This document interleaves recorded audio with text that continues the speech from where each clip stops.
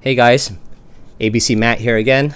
A viewer that I know really well, Blake, he asked me, "Hey Matt, why don't you do a video about card grading?" So here's my story about card grading. So you see these four cards here? We have Beckett and PSA. Let's start with the one that everyone loves, PSA. Everyone loves PSA. I don't know why, other than, PSA's been around since 91. The labels don't move around like Beckett does. And it's marketed everywhere. Everybody has PSA. Everybody wants PSA. So they go with the trend.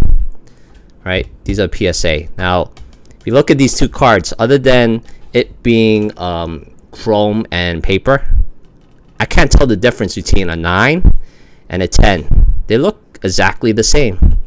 It doesn't tell you why this one got a 9 and this one got a 10. So market-wise, I would say PSA is probably the best way to go. PC-wise, I prefer Beckett.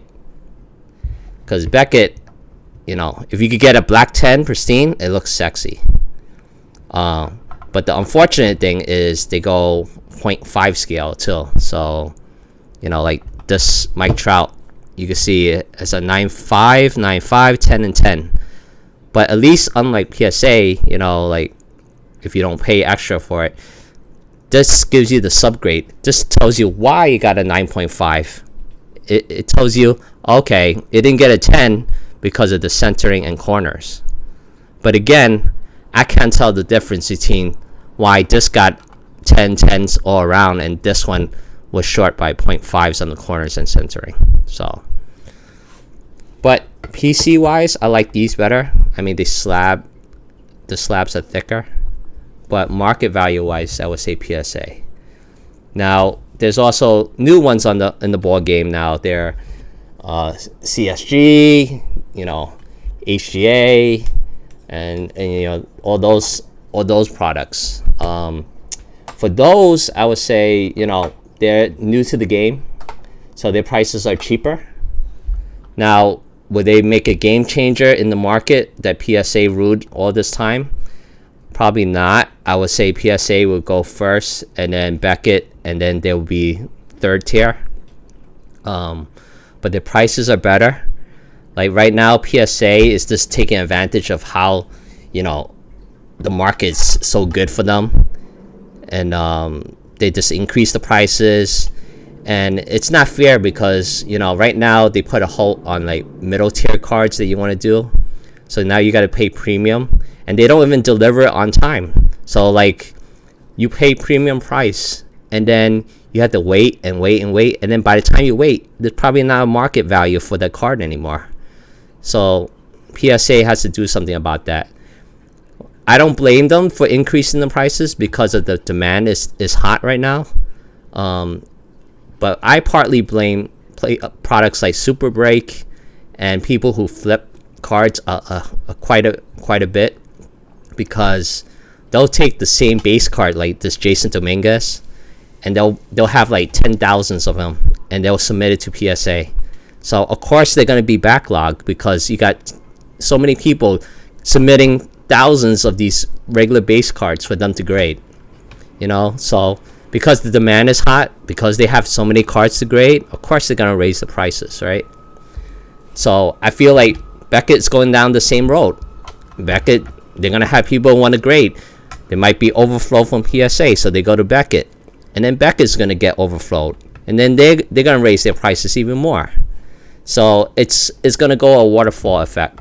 People are going to CSG now. They're going to increase their price eventually too. So it's not for the average consumer anymore. Boxes have increased in price.